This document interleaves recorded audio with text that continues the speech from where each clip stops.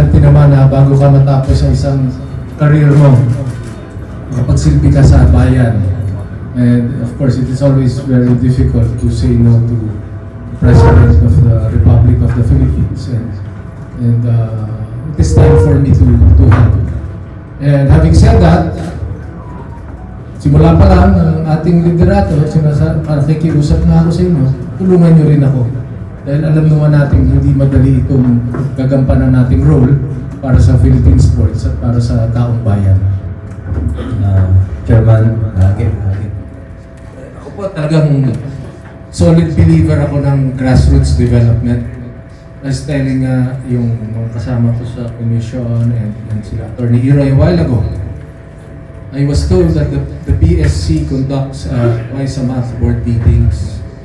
And sabi ko nga, tweak natin ng konti once a month dito tayo sa Rizal, once a month lalabas tayo ng probinsya. Kasama sa MANCOM, kasama yung commission. Because that's the only way you will realize na maraming grassroots out there. I'll tell you a story. Yan pong mga boksingero natin. Carlo Paalam, Nesty Piquesio, Lumir Marcial. We discovered them 14, 15 years old. Di ba? Yung pagkuha ko kay Carlo Paalam sa Cagayan de Oro habang nangangalakal. Kitang-kita ho ng dalawang mata ko yun.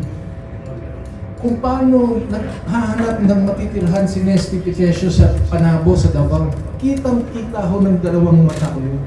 Kung paano nanalo si Lumir Marcial, yung 15 years old siya ng World Youth Boxing. At binigyan siya ng gantimpalang 300,000 at the time para lang mapasimento yung bahay nila. Kasi lupa, kitang-kita ho ng dalawang mata ko yun. So,